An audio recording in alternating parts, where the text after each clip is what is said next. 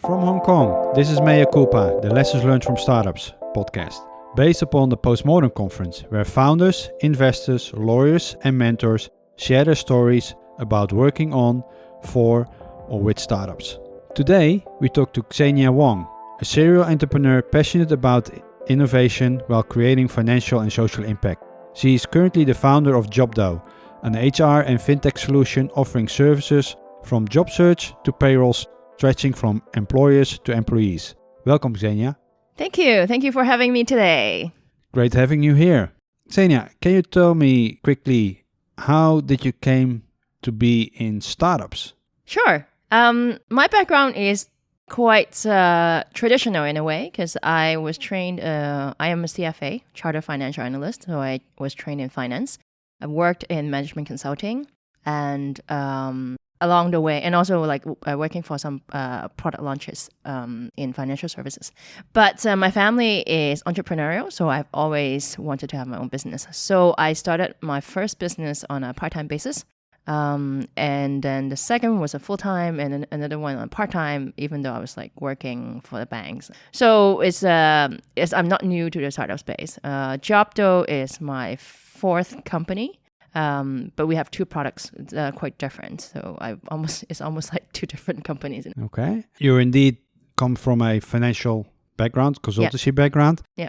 What made you decide, because I see you worked for a Bain & Company, what made you decide to get into startups? Was there something missing in your life, or you wanted to be more impactful, or was consultancy not just something for you? I think it changed throughout the year. So when I first started a company that was, I've always known that I wanted to be an entrepreneur because my family is from an entrepreneurial background. I think I wanted to be able to create something that is useful. I don't actually want to be famous, but I would like my product to be famous. If I can see somebody using it or use it as a verb, that I think that would be quite impactful. And then as I was working in I started a few startups, one of which, my first full-time startup was also a fintech platform. It's actually a platform to connect investors to invest in the developing world. So it's kind of like if you heard of Kiva, a platform that helps connect micro entrepreneurs to individuals. So micro entrepreneurs in the developing world can have funding to improve their livelihood. It was an inspiration from Dr. Yunus, who is a Nobel Peace for his works with the Grameen Bank. So with that, I discovered that entrepreneurship can also be impactful in addition to generate. So from there, there's also other thoughts or motivation to doing startup, but in a way that is that produces a dual body. Okay. What was it for you to pursue something with that impact, with the microfinance developing countries, because it's also reflecting in what you're currently doing, right? Yeah, it's coming full circle. It's pretty funny, actually. So when I created JOBDOH, of course, job creation on its own is it already creates some impact. But we were particularly focused on jobs that were targeted at the blue collar when we started. And the blue collar segments is very fragmented, and they don't have the resources to always travel to interviews or pay for the travel to interviews, if you may.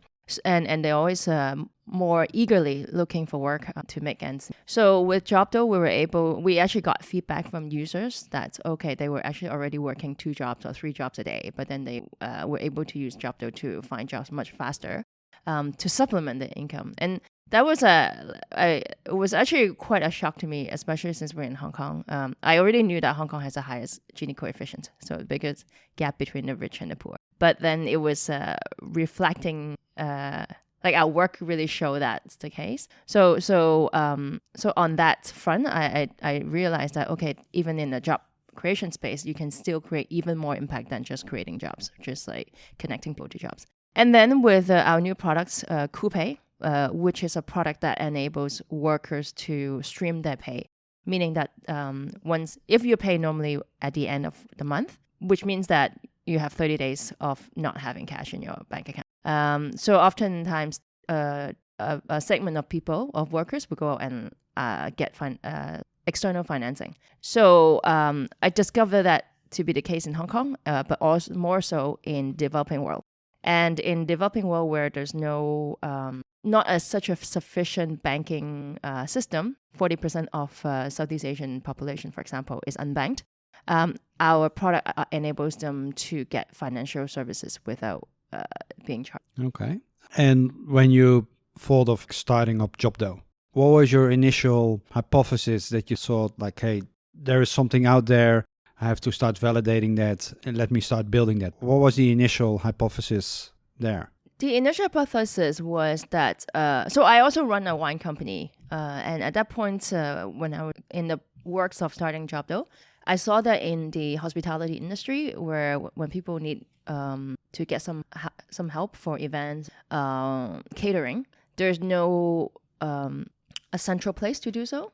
It's usually referrals, and then with referrals is often you actually don't. Let's start this. Okay, so yeah, so I have a wine company. So while I was starting to consider whether there is a market need for JOBDOH, I saw that in the hospitality or events industry, there is no way to quickly connect people to these jobs that happen often in a very short time, and it's not. I mean, they're gigs, they're not time engagement. So there's no sufficient way to connect people to jobs. And I also know that in the hospitality industry in Hong Kong specifically, usually hotels would employ what we call snakehead. It's kind of the colloquial term, but it's basically a one-man agents to bring people into work.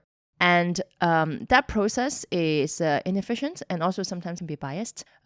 So we wanted people to have more fair opportunity to get work up in the hospital quickly. You call it the snakehead. Is that because that one person comes in and has a long tail of other staff behind that person, and that at that point also gets hired, or is it another metaphor? Oh, actually, it's I mean, snakehead comes from smuggling people, right? So I suppose, yeah, because they, I mean, and I think this mode of hiring has been around for at least 30, 40, or maybe 30 years now. So that person is a gatekeeper to whether the workers can go to work. I mean, basically, they just, once they know that, they need, the restaurant needs about 10 headcount, they choose. I've heard some horror story. I don't think it's so bad now, but I've heard some horror story. If you need to make the snakehead happy, be sure that you will get. Yeah, I heard similar stories for like restaurants indeed, where at that point the chef has 3 or 4 waiting staff also behind him, and you can at that point hire the chef, but you also at that point have to hire the waiting staff. And then if at that point you as an owner of the restaurant want to fire the chef, also your waiting staff will go. Oh, yeah. That's pretty common. Okay. So you saw that. So that was your hypothesis. How did you start when you decided to do this? What was your first week looking at? You hired an office, bought a laptop and started coding, or what was it? So I was lucky that I have, not lucky, but I made a decision that if I were ever to start a tech company, I must have a tech co-founder. And so I had a really, really good CTO, and who also would like to get his hand dirty. So because it's a platform where we're connecting employers with candidates. So on the employer side, we needed to make sure that they would use our system. So we drew up a wireframe on the PowerPoint on what the app would look like. And then I, based on my connection as well as some cold calling, I met with 15 event organizers and restaurant owners or hotel operators to look at our PowerPoint to see whether this is an app that they would be interested in. So we basically let them use the app on the PowerPoint and see how they would navigate to get some feedback. And then on the user acquisition, so the workers acquisition side, so my CTO and I, we went to the government labor center and just stood outside and did surveys. I think we did about 200 surveys. It was half getting the information, but half, of course, actually getting the first group of people on board because we got their contact. So when the app was ready, they were the first group of people. So it's kind of funny because my CTO, Eric, and I, you're not supposed really to stand outside and give out flyers. So we got kicked out a few times, but we just stood outside the building of the offices and to continue doing surveys. Yeah, that's the hustle, right? Yeah. So good experience. Okay. Can you tell me a little bit more, like how did you meet your CTO, Eric? Because quite often what you see is that people are business co-founders that are looking for technical co-founders. And I quite often hear the question, where do I find a technical person? Where do I find my technical co-founder? So where did you get your technical co-founder? So this was JOBDOH was created because of Google, actually, in a way. Because Google and Chinese University of Hong Kong had a program, had a competition called the Empowering Young Entrepreneur, EYE competition. So the idea is that you have to come up with business idea and then you pitch, and then if you win, you get a trip to Silicon Valley. So long story short is I met Eric in the program, and then we actually won. And then we went to Silicon Valley for a week. Just curious, you met that person in a program, you didn't know him. How did you arrange the agreements amongst you? Like, or did you just started coding and assuming everybody would get like 50-50? Or did you have like a co-founder agreement? Or what was your modus operandi there? Yeah, so I didn't mention there were actually 3 of us. So that we had also another person responsible for design. So the 3 of us did talk about what the shares and the vesting schedule would be, but we did not put anything on paper. And that was the biggest mistake I've ever made. When we won, actually no, before we won the competition, we already, we got Hong Kong Cyberport's, we also got admitted to Hong Kong Cyberport's micro fund. So we got some money. So from there, we decided, okay, it was time to set up a company. So we went to, we registered our company in Hong Kong. Where in Hong Kong, when you do so, you actually have to issue share capital. So officially giving our shares to our founder. But if you go with the vesting schedule, then you're not supposed. There's a period before you can actually get vested, and then you need to basically for 3 or 4 years before you get all your shares, even as founders. So we discussed the vesting schedule and how we should split the company, but we didn't put that in paper, which means that the only legal documents would be what we registered Hong Kong government. So later on, we had some founders disputes, and that almost caused us to close the company because even though at that point no one was supposed to own any shares, because we have not passed a cliff period. On paper, we already split the company. So I would advise to put some sort of co-founders agreements down early on. How did that, if you can talk about it, how did that resolve? Didn't it resolve, or is still something that goes on? Or? So eventually, the person we had issue with left and went to start a competing platform. So because of that, we were able to get our... Okay, that's not a comfortable position to be in at that point, of course. No. Did you reach out to mentors, advisors, lawyers, family, friends? How did you resolve that dispute for you internally? Like, what was the first thing when there was signs of this is not going well? What was one of the first things that you did? I think the first issue we had was more performance driven. So we tried to be, I actually tried to see whether there are other roles in the company that would be more suitable for the third co-founder. But then after like a couple of changes, we went away for it. So that's how we started the discussion. Maybe we need another C-level person. So this is how things started. Sour. We discussed, okay, well, actually, the company has been split the company. So I own this. But eventually, to get the negotiation on getting the shares back, because the other person has started a competing platform, there was a mentor involved whom we've known. Of course, I can indeed that, especially when it comes to the legal structure that you have, the shares, the company secretary, you have that person sign some documents to basically give up that person's equity. I can understand that. How did that communication go? Purely to mail, or was that posting, or did you meet up with the person to have them signed? Or oh no, we didn't. Don't think we've Yes. Yeah, no, it was done via the help of that mentor, and so everything. Basically like a trusted third party in between that Yeah. was mediating. Yeah. Okay. So right after that, you made a co-founder agreement with your technical co-founder, right? Yeah, and also at the same time, we got an investor interested in us. We need to put all the governance in play. Okay. And just, I don't know if that's public knowledge, but was it like a 50-50 deal, or was it... No, I mean, I have a majority of the Okay. And the reason for that is? because he decided to take a salary, like a market salary. Mm-hmm. So that's why. Okay. So the working arrangement. Which is fair. Yeah. Quite often you cannot have it both. Yeah. It will be great if you can have, but how were you able to get that first investor in?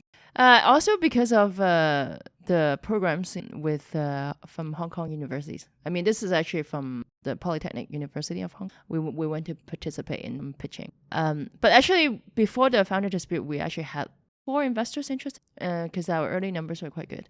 Then the dispute actually hurt so the investor interest dropped. But then because of we're able to get it. Okay. Just for me and for the listeners, that dispute, what was the time frame? Was it like a week, 4 months? No, it lasted 5 months. 5 months? Yeah. Okay. So after that all was settled, done, renewed energy, renewed focus, working on it. What was at that point your initial action that you did after the dispute was over? What was the first thing you started working on? Fundraising is a big one. Because I think there was a 3-month gap before we actually got in. We were talking for fundraising, but of course, like getting the numbers to get the traction back on track. When you had at that point that investor, how was your team looking like? Was it just you and your co-founder, or was there other staff? We had interns, but no. Okay. After the investment, you started hiring, or what was the team's dynamics look like? After investments, yes, we had. I think we had 2 other staff. And was that because there was was it a skill set lack, or was that just the amount of work that there was to make your deadlines and your KPIs? Or it was mostly focused on user acquisition. So we just need to. Okay. So business development. Oh, but we also had actually within 4 months we had. So there were 2 tech people. At that point, you were still having that hypothesis of temporarily staff, event staff. Yeah, we were. I think one mistake was we went too fast to other industries. I think what we should have done was to stay really focused on 2 or 3 industries and just to be the leader in the. Which might or might not be good. I mean, right now, COVID killed basically hospitality, F&B industry. So if we pick that, then we would have basically no business. But I think if like maybe 2 industries or maximum 3 industries would have been kind of hedging against each other, would have made sense. But at that when we got the investors funding, the investor was leaning to for us to be a mass market type of marketplace. So he urged us to expand quickly. Was it in hindsight, did his investment enough to go into that mass market, or? No, I don't think so. I think that it was enough money to be really good at about like maybe 3 verticals. Because actually it is a B2B2C business because our customers come from the corporates or SMEs, companies, but our users are individuals. And if you look at the job markets, like JobsDB, other competitors, they are still spending a lot of money advertising, like to keep you onboarded or aware of the platform. So there's a lot of marketing burn, which we didn't have, and it was not I wasn't planning to spend that on marketing because it didn't generate the ROI that. So I think actually then, which in a way kind of induce us to think about, okay, what are the other added value services we can create once you are in that industry or once you sign up. This is also kind of I think it paved the path for our fintech products because we were thinking, okay, once we have these workers or employers, what can we do more instead of say let's say different industry. But then how did you identify that additional service? Was that because you were interviewing people, or was it just something that potential clients were asking from you, or how did you see that need? So we always got asked if there are jobs that would be paid daily or in cash. And we did some experiments on our platform. We posted the same job, exactly the same working condition, description, location, etc., except that the pay is different and the payment frequency. So we found that 30% of our user base, and we had about 150,000 workers signed up at that point.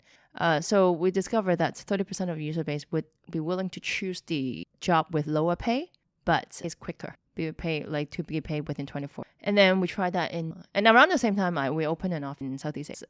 Because of some relationship, we got in touch with the Ministry of Education. So we saw that there's a bigger demand in the developing world for what we have. And we just discovered that the behavior is about 80%. We want to be much quicker in order to. And why do you think that is that way? Is that culture? Is that developing countries specific? Why do you think it is that way, that in more developed regions, people are okay with like bi-weekly pay or monthly pay and developing countries not?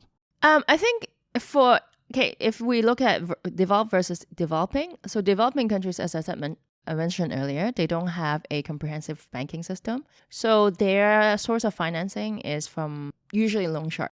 And I've heard that some of the workers would be charged 20% for 20 days. So it's quite expensive to get financing. And also we've identified that between 18 to 29 is the segment where they would often need more cash. I guess like they don't make enough, so they living. If loan sharks are charging 20%, that might be an interesting business to go into and charge money for that. But I understand that's. We charge about 2 to 3%. So. So you said you're now looking into the Southeast Asian market. Can you tell me a little bit more about how did you discover that? Because it's not relatively obvious that in the countries that you are right now, that there would be a need for that. It's not that you just take a flight, go somewhere and start doing customer development. Yeah, I mean, our first market is Myanmar.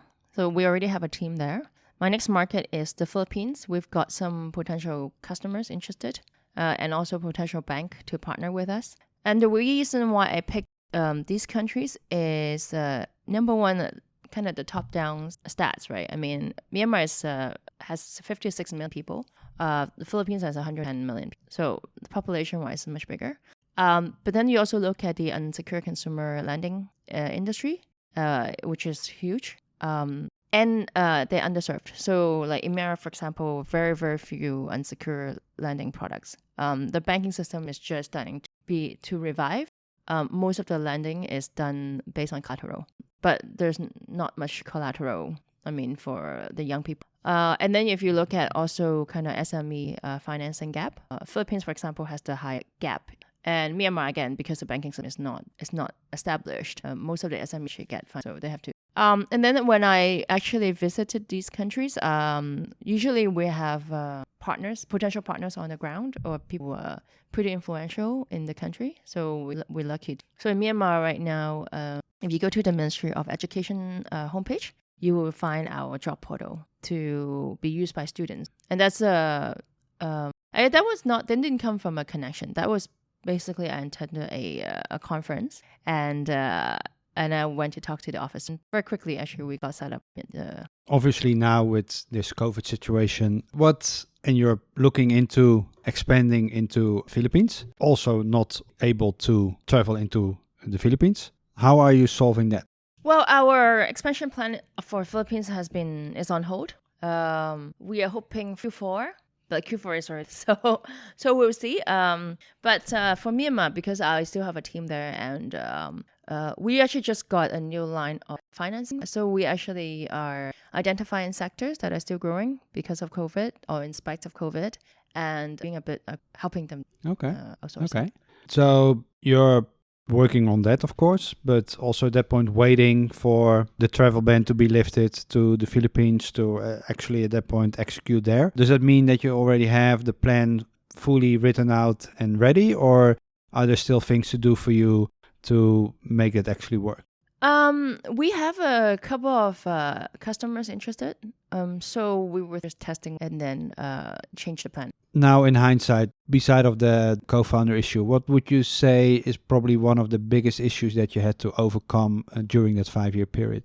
I think, like I said, when even though we were initially trying to be really focused on I think what we should have done was to really stay in those industries and just develop more value add instead of thinking, okay, we have this industry pretty down packs, let's try to so I think basically try to get more out of or service more of your existing acquired clients or use would be perhaps a smarter strategy. Okay. And always balancing. I mean, for any marketplace, balancing supply and demand is always the truth. And it's true, especially when you're a platform like supply and demand side, of course. But looking at that, would you now say in hindsight, that's because you were pushed to go in there, or it was because of your, maybe at that point, not being strong enough to push against it, or lack of knowledge?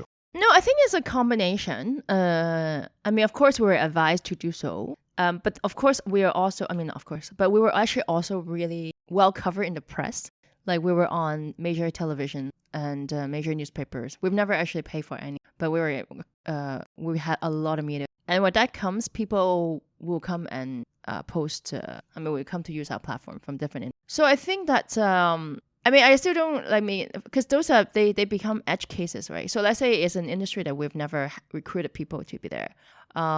If you only get a couple of demands, you probably want to just drop it. So you say no to them. But if you see a lot more coming, then you try to satisfy those. But I think what we did was, okay, whatever jobs come in, and we'll just try to satisfy the posting. Find people for those posts. Then that takes away the energy to really focus. So I think it's also partly, driven by kind of doing, but not being able to say no to edge cases. What's next for you? Our fintech product is still quite new. It was just launched last September, October, and it's been doing quite okay during COVID. So we're going to focus on that. We're combining the JOBDOH platform with this salary platform into one. So it's still product development, getting more users for the finance, which will help us actually get job portal as well. And how does the team look like right now? We have also about 8 people in Myanmar, Malaysia, and Hong Kong. Just in general, is there any startup advice or advice in general that you often hear going around, but you actually don't agree with? This is an interesting one. There's one that I am still thinking about myself, because I used to say that myself. I think that, you need to be really passionate about something to create a startup or doing anything. And then later on, I heard that it's not passion, it's purpose. So I still believe, I am generally a very passionate person about things that I do, but I do agree that passion can be burnt out. But if you actually feel what you're doing is purposeful, it helps you get through the tough time even better. So I think it's important to have both passion and purpose. Maybe passion is what gets you into the game, but purpose is what helps you last and stay in through the ups and downs. So that's something that I've been kind of thinking about. I usually end this podcast with go out and build something meaningful. That indeed also surpasses the passion part, and it's more indeed in the purpose sector. But okay, that's a great viewpoint. Beside that, what is advice that you at one point were given, you received, and that you still agree with or use on a daily basis? I don't know if it's an advice I got, but I think from running a few startups, I've come to realize that running a business or being an entrepreneur it's a lot about fighting your own. So when things don't go well, it's easy to blame it, consider yourself myself, incompetence or whatever, what's wrong with me? How come? So I think there's a lot of negative thoughts. It's easy to have negative thoughts when you're running a business, and it's not easy to share with others because most of the time they don't understand. They don't know as an entrepreneur. So I think what I would continue to advise is don't go in negative mode. Or try not to. If you do, maybe take a day off to think about nothing, because it will help you. It's a marathon. It's a long-term game, so it will help you last. Yeah, for me, it's mostly indeed also that I say create an environment around you for people that understand you, that are supportive but also critical for you, and that are honest and that can help you, be it investors, be it staff, be it co-founders, be it family, friends, and people that you can go to when you're having a question. Then at that point, that support of that group around you is, I think, indeed very important. Or go drinking with Jeff. or drinking with me. We're actually drinking right now while we're recording this podcast. But if there's anything from this talk you want people to take away from, what would it be? What's the one thing that you really want to drive home for people who are listening? I'd say because we are in COVID, this is a black swan event where many things are disrupted and jobs are lost and generally people are not in a great mood. Try still to look on the bright side. Our fintech product, our job product was hit definitely because of COVID, but our fintech product has done quite decent of COVID. So whenever there is crisis, there's opportunity. So I always think that, always try to stay if the outside environment so dim. Don't lose hope. That's a great one. Okay, thank you very much for your valuable insights and sharing of your lessons learned in startups. No problem. Thank you. For the listeners, although the rating system of a podcast is hideous, if you like this Mea Culpa series, you can rate this podcast with 5 stars as a motivation for the makers. We want to thank Mizuho Crowdbrain Hong Kong for being the venue sponsor of this episode, and thank you for Copy Ventures for making this series possible. If you have any suggestions on guests that you want to hear on this podcast, let us know. Tweet to us, email us, reach out to us. We were always listening. This is Jeffrey Brewer. Go out and build something meaningful.